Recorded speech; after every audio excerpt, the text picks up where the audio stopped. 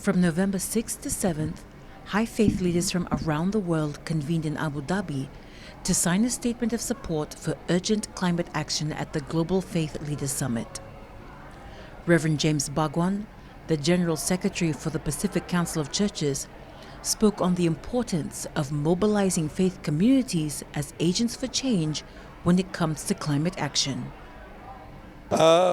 Faith communities account for 80% of the global population. That means 80% of human beings have a connection to some kind of faith or spirituality. In the Pacific, it's closer to 90%. The Pacific Conference of Churches membership accounts for 80% of the Pacific human population.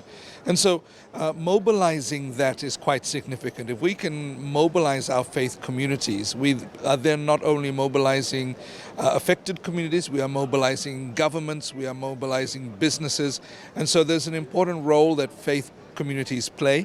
In the COP process, we continue to bring that moral, spiritual authority that we have. We work with our affected communities. We represent our affected communities in these spaces. And so that's what we are bringing. For the Pacific churches, we have consistently called for greater ambition around mitigation. We see the reality of what we're experiencing in our Pacific. And so, it's important for us, as we say, from a Christian perspective, to bring the prophetic voice of our church and of our faith communities to these meetings, to remind people of what the moral call is. Although this year sees the 28th Conference of the Parties, this is the first COP to have a faith pavilion. As Reverend Bhagwan explains, this is most likely in recognition of the role that faith communities play in the fight for climate justice. I think it's a recognition of the role that faith communities play in the fight for climate justice. At the same time, we have to recognize that people of faith are not just in the faith pavilion. They're in the negotiation rooms, they're in the plenaries, they are everywhere in the COP. And this provides an area of focus for us to focus some of that call and then share that with the rest of the people who are here from various parts of the world to fight for climate justice.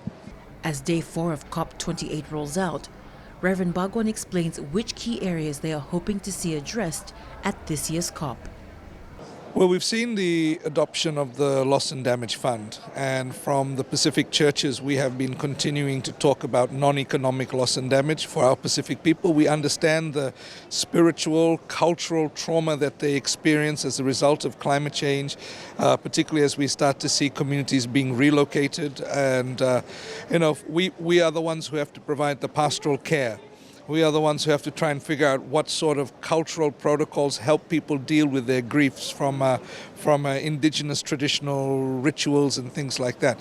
And so we need to ensure that, funds for loss and damage are being prioritized for those communities that are most affected, what we would say in a Christian perspective, the least among us, but also that there's funds for the non-economic loss and damage, for the processes to be developed and enacted to assist our communities that are dealing with this trauma. However, for us, right now, the biggest issue is the phase out of fossil fuels. The Pacific is resolute across, whether it is government, civil society and faith, the message around 1.5 to stay alive.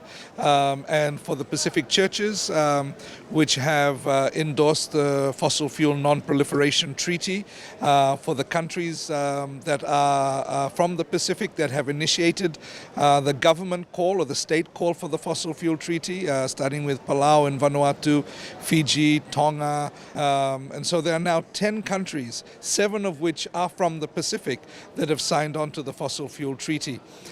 Faith communities are doing the same, cities, organizations are doing the same.